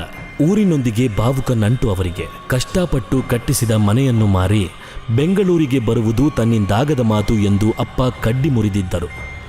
ಅದೊಂದು ವಿಷಯವಾಗಿ ಹೆತ್ತವರ ಮೇಲೊಂದು ಸಣ್ಣ ಅಸಮಾಧಾನವಿತ್ತು ಶಮಂತಕನಿಗೆ. ಈಗ ಅವರಿಗೆ ಅಸೌಖ್ಯವಾದರೆ ತಾನೇ ಅಲ್ಲಿಗೆ ಓಡಬೇಕು. ಹತ್ತಿರವಾದರೂ ಇದೆಯಾ ಎಂದುಕೊಂಡರೆ ಬರೋಬ್ಬರಿ 400 ಕಿಲೋಮೀಟರ್ಗಳ ಪ್ರಯಾಣವದು. ಕನಿಷ್ಠ ತಮ್ಮನಾದರೂ ಪೋಷಕರ ಜೊತೆಗಿದ್ದರೆ ನನಗಿಷ್ಟು ಚಿಂತೆ ಇರುತ್ತಿರಲಿಲ್ಲ ಎಂದುಕೊಂಡ ಶಮಂತಕನ ಆಲೋಚನೆಗಳು ಮತ್ತೊಮ್ಮೆ ಭೂತಕಾಲದ ಬೆನ್ನಟ್ಟಿದ್ದವು. ಅವನಿಗೆ ಆಗ 19 ವರ್ಷ. ಇಂಜಿನಿಯರಿಂಗ್ನ 2ನೇ ಸೆಮಿಸ್ಟರ್ನ ಪರೀಕ್ಷೆಗಳನ್ನು ಮುಗಿಸಿ ರಜೆಗೆಂದು ಮನೆಗೆ ತೆರಳಿದ್ದ ಶಮಂತಕ ಊರಿನ ಗೆಳೆಯರೊಡಗೂಡಿ ಗುಟ್ಟಾಗಿ ಬಿಯರ್ ಕುಡಿದಿದ್ದ. ಸ್ನೇಹಿತನೊಬ್ಬನ ಮನೆಯಲ್ಲೇ ಊಟ ಮುಗಿಸಿ ನಿಧಾನವಾಗಿ ತೂರಾಡುತ್ತಾ ಮನೆಗೆ ತಲುಪುವಷ್ಟರಲ್ಲಿ ರಾತ್ರಿ 9 ಆಗಿತ್ತು. ಯಾಕಪ್ಪ ಇಷ್ಟು ಲೇಟು ಎಂಬ ಅಪ್ಪನ ಮಾತಿಗೆ ಅಕ್ಷರಶಃ ಬೆಚ್ಚಿದ್ದ ಶಮಂತಕ. ಸತ್ಯನ ಮನೆಯಾಗ ಪಾರ್ಟಿ ಇತ್ರಿ ಅಪ್ಪ, ಅದಕ್ಕೆ ಲೇಟಾತು, ಅಲ್ಲೇ ಊಟ ಮಾಡಿ ಬಂದಿನ್ರಿ ಎಂದೆನ್ನುವಷ್ಟರಲ್ಲಿ ಅವನ ಮೈಯಲ್ಲಿದ್ದ ಸತುವೆಲ್ಲ ಇಳಿದು ಹೋದಂತಾಗಿತ್ತು. ಅಪ್ಪನ ಪ್ರತ್ಯುತ್ತರಕ್ಕೂ ಕಾಯದೆ ನೇರವಾಗಿ ಬಚ್ಚಲಿಗೆ ತೆರಳಿ ಬಾಯಿ ಮುಕ್ಕಳಿಸಿಕೊಂಡು ತನ್ನ ಬಾಯಿಂದ ಬಿಯರಿನ ವಾಸನೆ ಬರುತ್ತಿಲ್ಲವೆಂದು ಖಚಿತಪಡಿಸಿಕೊಂಡು ತನ್ನ ಕೋಣೆಗೆ ತೆರಳಿ ಮಂಚಕ್ಕೆ ಹಾರಿದ್ದ. ಅದೇ ಕೋಣೆಯ ಮೂಲೆಯ ಟೇಬಲಿನ ಮೇಲೊಂದು ಟೇಬಲ್ ಲ್ಯಾಂಪ್ ಹಾಕಿಕೊಂಡು ಓದುತ್ತಾ ಕುಳಿತಿದ್ದ ಅವನ ತಮ್ಮ ಉದಯ್ ಒಮ್ಮೆ ಶಮಂತಕನತ್ತ ನೋಡಿ ವ್ಯಂಗ್ಯವಾಗಿ ಮುಗುಳ್ನಕ್ಕ. ಗೊತ್ತೈತೇಳ ನನಗ ನೀವೇನ್ ಮಾಡಿರಂತ ಎಂದ ತಮ್ಮನ ಮಾತಿಗೆ ಶಮಂತಕನ ಜಂಗಾಬಲವೇ ಉಡುಗಿ ಹೋಗಿತ್ತು. ಕುಂದ್ರ ಮಂಗ್ಯನ್ ಮಗನ, ಎಲ್ಲಾರ ಅಪ್ಪಾರಿಗೆ ಹೇಳ್ಗಿಳಿ ಎಂದರೆ ಉದಯನ ಮುಖದಲ್ಲಿ ಮತ್ತದೇ ವ್ಯಂಗ್ಯಭರಿತ ಕಿರುನಗೆ. ಮೊದಲ ಬಾರಿ ಕುಡಿದಿದ್ದ ಬಿಯರ್ನ ನಶೆಯ ಪ್ರಭಾವಕ್ಕೆ ಶಮಂತಕನಿಗೆ ಮಲಗಿದ 2 ನಿಮಿಷಕ್ಕೆ ಗಾಢ ನಿದ್ರೆ. ಹಾಗೆ ಕನಸಿಲ್ಲದ ನಿದ್ರೆಯ ಆನಂದವನ್ನು ಅವನು ಅನುಭವಿಸುತ್ತಿದ್ದರೆ ಅವನ ಸುಖವನ್ನು ಹಾಳುಗೆಡುವಲು ಮತ್ತೆ ಗರ್ಜಿಸಿತು ಬಿಳಿ ಹುಲಿ. ಹುಲಿ ತನ್ನೆಡೆಗೆ ನಗೆಯುತ್ತಲೇ ಮಂಚದ ಮೇಲಿಂದ ಕೆಳಗೆ ಬಿದ್ದು ಹೋಗಿದ್ದ ಶಮಂತಕ. ಬಿದ್ದ ಹೊಡೆತಕ್ಕೆ ಬಲಭುಜ ನೋಯುತ್ತಿದ್ದರೆ ಅಲ್ಲಿಯೇ ಪಕ್ಕದಲ್ಲಿ ಮಲಗಿದ್ದ ಉದಯನಿಗೆ ಎಚ್ಚರವೇ ಇಲ್ಲ. ನಿದ್ರೆಗಣ್ಣಿನಲ್ಲಿಯೇ ಭುಜವನ್ನು ನೀವಿಕೊಳ್ಳುತ್ತಾ ಮಂಚವೇರಿ ಮಲಗಿಕೊಳ್ಳುವಾಗ ಸಮಯ ಬೆಳಗಿನ 4 ಗಂಟೆ ಎನ್ನುವುದು ಕತ್ತಲಾವರಿಸಿದ ಕೋಣೆಯ ಗಡಿಯಾರದಲ್ಲಿ ಅಸ್ಪಷ್ಟವಾಗಿ ಕಾಣುತ್ತಿತ್ತು. ಕಷ್ಟಪಟ್ಟು ಹೊರಳಾಡುತ್ತಾ ನಿದ್ರಿಸಿದವನನ್ನು ಬೆಳಗಿನ ಜಾವಕ್ಕೆ ಎಚ್ಚರಿಸಿದ್ದು ಅಮ್ಮನ ಹೃದಯ ವಿದ್ರಾವಕ ಆಕ್ರಂದನ.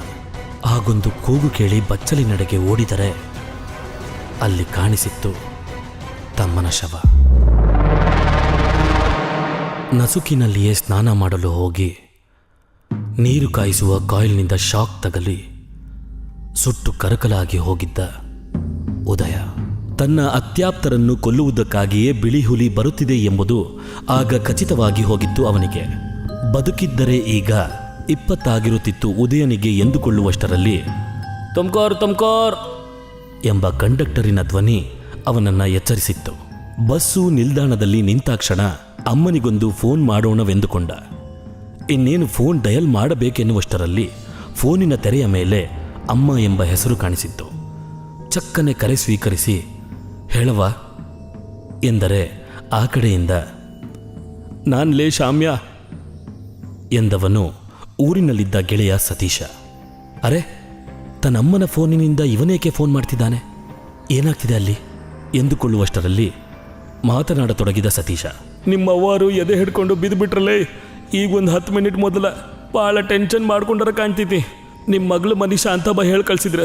ನಾ ದವಾಖಾನೆಗೆ ಬಂದಿದ್ದೀನಿ, ನೀ ಆದಷ್ಟು ಜಲ್ದಿ ಬಾ, ನೀ ಬರೋ ತನಕ ನಾ ಇಲ್ಲೇ ಇರ್ತೀನಿ ಎಂಬ ಗೆಳೆಯನ ಮಾತು ಕೇಳಿ ತಲೆ ಸುತ್ತಿದಂತಾಯಿತು ಶಮಂತಕನಿಗೆ. ಭಗವಂತ, ಇದೇನಾಗುತ್ತಿದೆ? ಮೊದಲು ಅಪ್ಪ ತಲೆ ಸುತ್ತಿದ್ರು, ಈಗ ಅಮ್ಮನಿಗೆ ಎದೆ ನೋವು. ನಿನ್ನೆವರೆಗೂ ಆರೋಗ್ಯವಂತರಾಗಿದ್ದ ಇಬ್ಬರು ಇಂದಿಗೆ ರೋಗಗ್ರಸ್ತರು. ಛೆ, ಈ ಅನಿಷ್ಟ ಕನಸು ಏನೇನೋ ಆಟವಾಡಬೇಕು ಬದುಕಿನಲ್ಲಿ ಎಂದುಕೊಂಡ.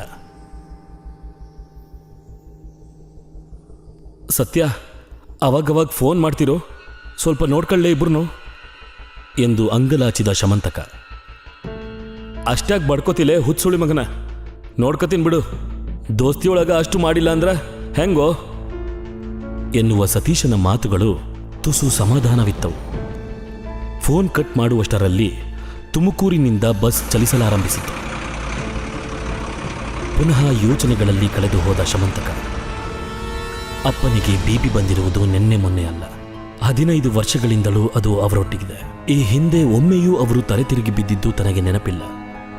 ಬಿಪಿ ಜಾಸ್ತಿಯಾದಾಗ ತಲೆ ತಿರುಗುವುದು ತೀರಾ ಅಸಹಜವೇನಲ್ಲ. ಸಾಮಾನ್ಯ ಸಂದರ್ಭವಾಗಿದ್ದರೆ ಬಹುಶಃ ತಾನು ಊರಿಗೆ ತೆರಳುತ್ತಲೂ ಇರಲಿಲ್ಲ. ಸತೀಶನಿಗೆ ಫೋನ್ ಮಾಡಿ ಹೇಳಿದ್ದರೂ ಸಾಕಿತ್ತು. ಅವನೇ ಅಪ್ಪನನ್ನು ಆಸ್ಪತ್ರೆಗೆ ಕರ್ಕೊಂಡು ಹೋಗ್ತಿದ್ದ.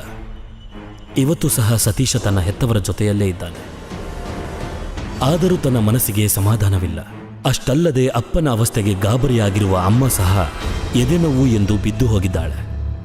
ಏನು ಮಾಡುವುದೆಂದು ತಿಳಿಯದೆ ಕೈ ಹಿಸುಕಿಕೊಂಡ ಶಮಂತಕ. ಬಸ್ಸು ಸಾಕಷ್ಟು ವೇಗದಲ್ಲಿಯೇ ಚಲಿಸುತ್ತಿದ್ದರೂ ತುಂಬ ನಿಧಾನವಾಗಿ ಚಲಿಸುತ್ತಿದೆಯೇನೋ ಎನಿಸುತ್ತಿತ್ತು ಅವನಿಗೆ. ಅಪ್ಪನಿಗಾಗಲಿ ಅಮ್ಮನಿಗಾಗಲಿ ಏನೂ ಆಗುವುದಕ್ಕೆ ಬಿಡಬಾರದು, ಈ ಬಾರಿ ಕನಸು ಸೋಲಬೇಕು ಎಂಬ ರೋಷ ಅವನಲ್ಲುಕ್ಕಿತ್ತು. ಇದೊಂದು ಬಾರಿ ಗೆದ್ದು ಬಿಟ್ಟರೆ ಮಾನಸಿಕ ತಜ್ಞರನ್ನು ಕಂಡು ಕನಸು ಬೀಳದಿರುವಂತೆ ಚಿಕಿತ್ಸೆ ಪಡೆಯುತ್ತೇನೆ ಎಂದುಕೊಂಡ. ಆದರೆ ಇದು ಕೇವಲ ಒಂದು ಮಾನಸಿಕ ಸಮಸ್ಯೆಯಾಗಿದ್ದರೆ ಸಾವುಗಳೇಕೆ ಸಂಭವಿಸುತ್ತಿದ್ದವು ಎಂಬ ತರ್ಕ ಅವನಲ್ಲುಂಟಾಯಿತು. ಬಹುಶಃ ಯಾವುದೋ ಅಗೋಚರ ಶಕ್ತಿಯ ಕಂಟಕವಿದು. ಭಟ್ಟರನ್ನು, ಮಾಂತ್ರಿಕರನ್ನು ಕಂಡು ಇದಕ್ಕೆ ಪರಿಹಾರ ಕಂಡುಕೊಳ್ಳಬೇಕು ಎಂದು ನಿಶ್ಚಯಿಸಿದ. ದೇವರನ್ನೇ ನಂಬದ ತಾನು ಮಾಂತ್ರಿಕರ ಬಗ್ಗೆ ಆಲೋಚಿಸಿದ. ತನ್ನ ಆಲೋಚನಾ ಧಾಟಿಯ ಬಗ್ಗೆ ಕೊಂಚ ನಾಚಿಕೆಯೂ ಆಯಿತು. ಆದರೆ ಪರಿಸ್ಥಿತಿ ತನ್ನ ತರ್ಕವನ್ನು ಮೀರಿದ್ದು. ಏನೂ ಮಾಡಲಾಗದು ಎಂದುಕೊಂಡು ಸುಮ್ಮನಾದ. ಮಿತಿ ಮೀರಿದ ಆಲೋಚನೆಗಳಿಂದ ಕೊಂಚ ಸುಸ್ತಾದಂತೆನಿಸಿ ಕಿಟಕಿಗೆ ತಲೆಯಾನಿಸಿಕೊಂಡ.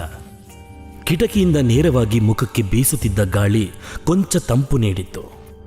ಕಣ್ರೆಪ್ಪೆಗಳು ನಿಧಾನವಾಗಿ ಎಳೆಯಲಾರಂಭಿಸಿದ್ದವು. ತಲೆಯನ್ನು ಹಿಂದಕ್ಕೆ ಚಾಚಿ ಕುಳಿತ ಕೆಲವೇ ಕ್ಷಣಗಳಲ್ಲಿ ಅವನಿಗೆ ಜೋರು ನಿದ್ರೆ. ಅದೆಷ್ಟು ಹೊತ್ತು ನಿದ್ರಿಸಿದನೋ ತಿಳಿಯದು. ಬಸ್ಸಿನ ದೊಡ್ಡದೊಂದು ಬ್ರೇಕ್ ಅವನನ್ನು ನಿದ್ರೆಯಿಂದೆಬ್ಬಿಸಿತು. ಗಕ್ಕನೆ ಎದ್ದು ಕುಳಿತು ಮುಖವರಿಸಿಕೊಂಡ ಶಮಂತಕ ಕಿಟಕಿಯಿಂದ ಹೊರ ನೋಡಿದ. ಬಸ್ಸು ಯಾವುದೋ ಊರನ್ನು ಪ್ರವೇಶಿಸಿದಂತಿತ್ತು. ರಸ್ತೆಯ ಪಕ್ಕದಲ್ಲಿ ಕಾಣಿಸುತ್ತಿದ್ದ ಅಂಗಡಿಗಳ ಬೋರ್ಡ್ಗಳನ್ನು ನೋಡಿ ಅದು ದಾವಣಗೆರೆ ಎಂದು ಗೊತ್ತಾಯಿತು. ಕಿಸೆಯಿಂದ ಫೋನನ್ನೆತ್ತಿಕೊಂಡರೆ ಸಮಯ ಮಧ್ಯಾಹ್ನದ 2:30. ಬಸ್ಸು ಹುಬ್ಬಳ್ಳಿಗೆ ತಲುಪಲು ಕನಿಷ್ಠ 3 ಗಂಟೆಗಳ ಕಾಲಾವಧಿ ಬೇಕು ಎಂದು ಚಡಪಡಿಸಿದವನೇ ಮತ್ತೊಮ್ಮೆ ಫೋನ್ ಪರೀಕ್ಷಿಸಿದ. ಮನೆಯಿಂದ ಒಂದು ಕರೆ ಸಹ ಬಂದಿರಲಿಲ್ಲ. ಅಮ್ಮನಿಗೆ ಫೋನ್ ಮಾಡುವಷ್ಟರಲ್ಲಿ ಓಟೋಕ್ ಟೈಮ್ ಅದ ನೋಡ್ರೆ ಎಂದು ಜೋರಾಗಿ ನುಡಿಯುತ್ತಾ ಕಂಡಕ್ಟರ್ ಬಸ್ ಇಳಿದು ಸಾಗಿದ್ದು ಅವನಿಗೆ ಕಾಣಿಸಿತ್ತು. 3 ಬಾರಿ ರಿಂಗ್ ಆಗುವಷ್ಟರಲ್ಲಿ ಫೋನ್ ಎತ್ತಿದಳು ಅಮ್ಮ. ಹಲೋ ಶಮಿ, ಎಲ್ಲಿದೀಪ ಎಂದರು ಅಮ್ಮ. ಕೊಂಚ ಕಾತುರತೆಯಿಂದ, ನಾ ಈಗ ದಾವಣಗೆರೆ ಆಗದಿನವ, ನೀ ಹೆಂಗದಿ ಈಗ, ಅಪ್ಪಾರ್ ಹೆಂಗದರ ಎಂಬ ಪ್ರಶ್ನೆಗಳ ಸುರಿಮಳೆ ಅವನದ್ದು. ನಾ ಆರಾಮದಿನಪ್ಪ, ಸ್ವಲ್ಪ ಟೆನ್ಷನ್ ಆಗಿ ಎದೆ ಹಿಡ್ಕೊಂಡಂಗಾಗಿತ್ತು. ಈಗ ನಾ ಸರಿಯಾಗಿನಿ, ಅಪ್ಪಾರ್ ಇನ್ನೂ ಕಣ್ ತೆಗೆದಿಲ್ಲ ಎನ್ನುವ ಅಮ್ಮನ ದನಿಯಲ್ಲೊಂದು ಸಣ್ಣ ಆತಂಕವನ್ನು ಶಮಂತಕ ಗಮನಿಸಿದ.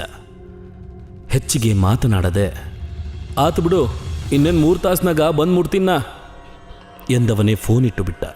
ಒಂದರೆ ಕ್ಷಣ ಸುಮ್ಮನೆ ಕುಳಿತವನಿಗೆ ತನ್ನ ಕೈಗಳು ಸಣ್ಣಗೆ ನಡುಗುತ್ತಿರುವುದು ಗಮನಕ್ಕೆ ಬಂದಿತ್ತು. ಅದು ಚಿಂತೆಯಿಂದ ಉಂಟಾದ ನಡುಕವಲ್ಲ, ಹಸಿವಿನಿಂದ ಉಂಟಾಗಿದ್ದು ಎಂದರಿಯಲು ಹೆಚ್ಚು ಸಮಯ ಬೇಕಾಗಲಿಲ್ಲ. ಹೊಟ್ಟೆ ಭಯಂಕರವಾಗಿ ಚುರುಗುಟ್ಟುತ್ತಿತ್ತು. ಬಸ್ಸು ತಿಂಡಿಗಾಗಿ ತುಮಕೂರಿನಲ್ಲಿ ನಿಂತಾಗ ತಿಂಡಿ ತಿನ್ನುವುದು ಶಮಂತಕನಿಗೆ ಸಾಧ್ಯವಾಗಿರಲಿಲ್ಲ. ರಾತ್ರಿಯ ಊಟದ ನಂತರ ಅವನು ಏನನ್ನು ತಿನ್ನದೆ ಸುಮಾರು 17 ಗಂಟೆಗಳಾಗಿದ್ದವು. ಈಗಲೂ ಏನನ್ನಾದರೂ ತಿನ್ನದಿದ್ದರೆ ಹುಬ್ಬಳ್ಳಿ ತಲುಪುವಷ್ಟರಲ್ಲಿ ತಾನು ತಲೆ ತಿರುಗಿ ಬೀಳುವುದು ಖಚಿತವೆಂದೆನಿಸಿ ಕುಳಿತಲಿಂದೆದ್ದು ನಿಧಾನವಾಗಿ ಬಸ್ಸಿನಿಂದ ಹೊರನಡೆದ. ಕೆಳಗಿಳಿದು ಮೈಮುರಿದ ಶಮಂತಕನಿಗೆ ದೊಡ್ಡದೊಂದು ಆಕಳಿಕೆ. ಅವನಿಗೆ ದಾವಣಗೆರೆಯ ನಿಲ್ದಾಣ ಹೊಸತೇನಲ್ಲ. 10 ಹಲವು ಬಾರಿ ಅಲ್ಲಿನ ಹೋಟೆಲಿನಲ್ಲಿ ಊಟ ತಿಂಡಿ ಮಾಡಿದ್ದ. ಹೋಟೆಲಿನತ್ತ ತೆರಳುವಷ್ಟರಲ್ಲಿ ಮತ್ತೆ ರಿಂಗಣಿಸಿತು ಅವನ ಫೋನು. ಫೋನಿನ ತೆರೆಯ ಮೇಲೆ ಅಮ್ಮನ ಹೆಸರು ಕಾಣುತ್ತಲೇ ಅವನ ಕೈಕಾಲುಗಳು ತಣ್ಣಗಾದಂತಾದವು. 5 ನಿಮಿಷಗಳ ಹಿಂದಷ್ಟೇ ಮಾತನಾಡಿದ ಅಮ್ಮ ಪುನಃ ಫೋನ್ ಮಾಡುತ್ತಿದ್ದಾರೆಂದರೆ ಏನೋ ಅನಾಹುತವಾಗಿದೆ ಎಂದೆನಿಸಿತ್ತು. ನಡುಗುವ ಕೈಗಳಿಂದ ಫೋನ್ ಎತ್ತಿಕೊಂಡರೆ, ಶಮ್ಯಾ, ನಿಮ್ಮ ಅಪ್ಪಾಜಿಗೆ ಎಚ್ಚರ ಆಗೈತಿ ಎನ್ನುವ ಕಿರುಚು ಧ್ವನಿ ಅಮ್ಮನದ್ದು. ತೀವ್ರ ಆತಂಕದ ಮನಸ್ಥಿತಿಯಲ್ಲಿದ್ದ ಶಮಂತಕನಿಗೆ ಅಮ್ಮನ ಮಾತುಗಳು ಅರ್ಥವಾಗಲು 1-2 ಸೆಕೆಂಡ್ಗಳ ಕಾಲ ಬೇಕಾಯಿತು. ಅರ್ಥವಾದಾಗ ಹಿಡಿದಿಟ್ಟುಕೊಳ್ಳಲಾಗದ ಉದ್ವೇಗ. ಹೌದೇನವಾ? ಯಪ್ಪ, ಎಂತ ಸುದ್ದಿ ಹೇಳಿದಿ? ಜೀವ ಬಂದಂಗಾತು ನನಗ. ಬೆಳಗಿಂದ ಫುಲ್ ಟೆನ್ಷನ್ ಆಗ ಅದಿನಿನ ಎಂದವನೇ ಸಣ್ಣದಾಗಿ ನಕ್ಕ ಶಮಂತಕ. ಹಾ, ನೀ ಮಾತಾಡಿ ಫೋನ್ ಇಟ್ಟಿ ಈ ಕಡೆ ಅಪ್ಪಾಜಿ ಕಂಡ್ಬಿಟ್ರು. ಸ್ವಲ್ಪ ಸುಸ್ತದಾರ, ನೀ ಲಗುನು ಬಾ, ಆಮೇಲೆ ಮಾತಾಡೋನು ಅಂತ ಎಂದವರೇ ಅವನ ಉತ್ತರಕ್ಕೂ ಕಾಯದೆ ಫೋನ್ ಇಟ್ಟು ಬಿಟ್ಟರು ಅಮ್ಮ. ಒಮ್ಮೆ ಗಾಳಿಯಲ್ಲಿ ಕೈಗುದ್ದಿದ್ದ ಶಮಂತಕ ಅಪ್ಪ ಸುಧಾರಿಸಿಕೊಂಡರು ಎಂಬ ಸಂತಸ ಅವನಿಗೆ. ಕನಸು ಈ ಬಾರಿ ಸುಳ್ಳಾಯಿತು ಎಂಬ ಖುಷಿ ಅವನನ್ನು ಆವರಿಸಿಕೊಂಡಿತ್ತು. ಸಂತಸದ ನಡುವೆಯೇ ಒಂದು ಸಣ್ಣ ಚಿಂತೆ ಹುಟ್ಟುಕೊಂಡಿತ್ತು. ಅಪ್ಪ ಎಚ್ಚರವಾಗಿದ್ದೇನೋ ನಿಜ, ಆದರೆ ಏಕಾಏಕಿ ಅಪ್ಪ ಹೀಗೆ ಮೂರ್ಛೆ ಹೋಗಲು ಕಾರಣವೇನು? ಬಿಪಿ ಜಾಸ್ತಿಯಾಗಿ ಮೂರ್ಛೆ ಹೋದರೆ ಹೀಗೆ 5-6 ಗಂಟೆಗಳ ಕಾಲ ಮೂರ್ಛಿತ ಸ್ಥಿತಿಯಲ್ಲಿರ್ತಾರ? ಅಥವಾ ಅಪ್ಪನ ಆರೋಗ್ಯದಲ್ಲಿ ಇನ್ನೇನಾದರೂ ಏರುಪೇರು ಉಂಟಾಗಿದೆಯಾ ಎಂಬ ಪ್ರಶ್ನೆಗಳು ಅವನನ್ನ ಕಾಡತೊಡಗಿದ್ದವು. ಹೇಗೂ ಊರಿಗೆ ಹೋಗ್ತಿದ್ದೇನೆ, ಅಪ್ಪನ ವೈದ್ಯರನ್ನು ಸಂಪರ್ಕಿಸಿ ಅಪ್ಪನ ಆರೋಗ್ಯದ ಬಗ್ಗೆ ಪೂರ್ತಿ ವಿವರ ಪಡೆದುಕೊಳ್ಳಬೇಕು ಎಂದುಕೊಂಡ. ಚಿಂತೆ ಕಡಿಮೆಯಾಗಿದ್ದರ ಪ್ರಭಾವವೋ ಏನೋ, ಹೊಟ್ಟೆ ಈಗ ಕೊಂಚ ಜಾಸ್ತಿಯೇ ಚುರ್ರೆನ್ನಲಾರಂಭಿಸಿತು. ಬಸ್ಸಿನ ಎದುರಿಗಿದ್ದ ಪ್ಲಾಟ್ಫಾರ್ಮ್ನ ಮೇಲೆ ನಡೆಯುತ್ತಾ ದಿನವಿಡೀ ನಡೆದ ಘಟನೆಗಳನ್ನೊಮ್ಮೆ ಮೆಲುಕು ಹಾಕಿದ ಶಮಂತಕ. ತನಗೆ ಕನಸು ಬಿದ್ದಿದ್ದು. ಆ ಕನಸು ತನ್ನ ಆಪ್ತರನ್ನ ಕೊಲ್ಲುತ್ತದೆ ಎಂದು ನಂಬಿರುವ ತಾನು ಸಂಪೂರ್ಣ ಗಾಬರಿಯಾಗಿದ್ದು. ಅದೇ ಹೊತ್ತಿಗೆ ಹೆತ್ತವರ ಆರೋಗ್ಯದಲ್ಲೊಂಚೂರು ಏರುಪೇರು ಉಂಟಾಗಿದ್ದು. ತಾನು ದಿಕ್ಕೆಟ್ಟವರಂತೆ ಊರಿನತ್ತ ಧಾವಿಸಿದ್ದು. ಎಲ್ಲವನ್ನೂ ನೆನೆಸಿಕೊಂಡಾಗ ತಾನೊಬ್ಬ ದೊಡ್ಡ ಮೂರ್ಖ ಎಂಬಂತೆ ಭಾಸವಾಗಲಾರಂಭಿಸಿತ್ತು. ಹಿಂದೆ ನಡೆದ ದುರ್ಘಟನೆಗಳು ಮತ್ತು ಕನಸಿಗೆ ಸಂಬಂಧ ಕಲ್ಪಿಸಿದ್ದು ಸಹ ತನ್ನ ಮೂರ್ಖತನವಲ್ಲದೆ ಬೇರೇನೂ ಅಲ್ಲ ಎಂಬ ಭಾವನೆ ಬಲವಾಗುತ್ತಾ ತನ್ನ ಪೆದ್ದುತನದ ಬಗ್ಗೆ ತಾನೇ ನಂಬಲಾರಂಭಿಸಿದವನು ಒಮ್ಮೆ ಹಣೆ ಚಚ್ಚಿಕೊಂಡ. ಹಾಳಾಗಿ ಹೋಗಲಿ, ಹೇಗಿದ್ದರೂ ಊರಿಗೆ ಬಾರದೆ 6 ತಿಂಗಳ ಮೇಲಾಗಿತ್ತು. ಈಗ ಬಂದಿದ್ದೇನೆ, 1-2 ದಿನ ಹೆಚ್ಚೆ ರಜಾ ಹಾಕಿ ಹಾಯಾಗಿ ಕಾಲ ಕಳೆದು ವಾಪಸ್ ಹೋಗುತ್ತೇನೆ ಎಂದುಕೊಳ್ಳುವಷ್ಟರಲ್ಲಿ ಶಮಂತಕನ ಮೈಗೆ ತೀರ ಸಮೀಪಕ್ಕೆ ಎಲೆ ಅಡಿಕೆಯ ಕೆಂಪನೆಯ ಉಗುಳು ಸಿಡಿದಿತ್ತು. ಅಪ್ರಯತ್ನವಾಗಿ ಚಂಗನೆ ಮುಂದಕ್ಕೆ ಜಿಗಿದ ಶಮಂತಕ ಉಗುಳಿದವನತ್ತ ತಿರುಗಿ ಕೋಪದಲ್ಲಿ ಏಯ್ ಎಂದ. ಸಾರಿ ಸಾರಿ ಸಾರಿ ಸರ, ಕಾಣಿಸ್ಲಿಲ್ಲ ನನ್ಗ ಎಂದು ಕ್ಷಮೆಯಾಚಿಸಿದ ಆ ವ್ಯಕ್ತಿ.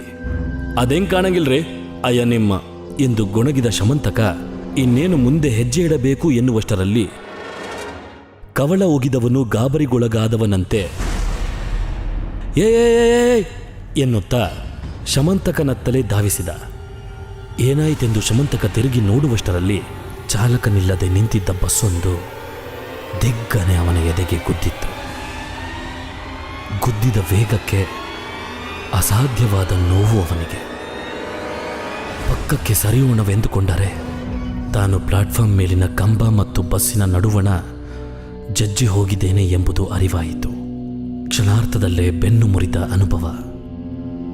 ಮುರಿದು ಹೋದ ಎದೆಗೂಡಿನ ಫಲವಾಗಿ ಬಾಯಿ ತುಂಬ ರುದಿರಧಾರೆ.